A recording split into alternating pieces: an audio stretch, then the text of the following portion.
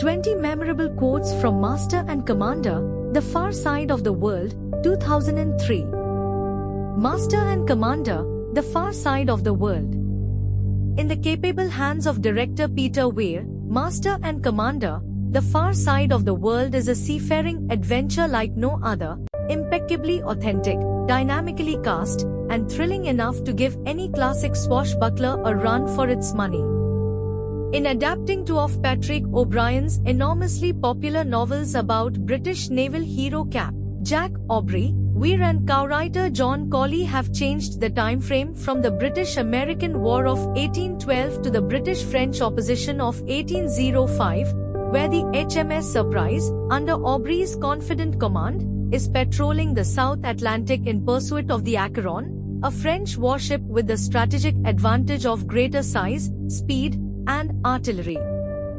Russell Crowe is outstanding as Aubrey, firm and fiercely loyal, focused on his prey even if it means locking horns with his friend and ship's surgeon, played by Crowe's beautiful mind coaster Paul Bettany.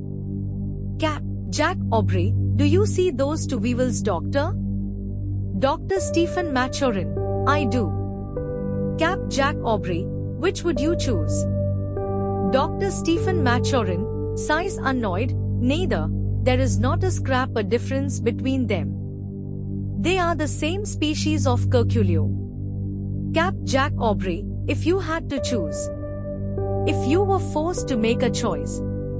If there was no other response. Dr. Stephen Maturin, exasperated, well then if you are going to push me.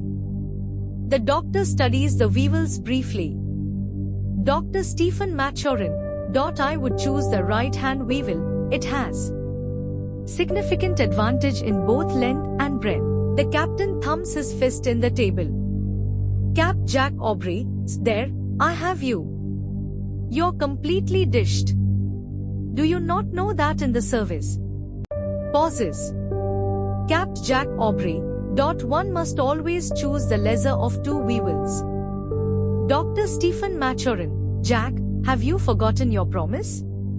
Cap Jack Aubrey, subject to the requirements of the service. I cannot in all conscience delay for the sake of an iguana or giant peccary. Fascinating, no doubt, but of no immediate application. Dr. Stephen Maturin, there is, I think, an opportunity here to serve both our purposes. As I understand it, this is a long, thin island. You need to sail around it to continue your voyage. I could walk across it. I'd be on the other side.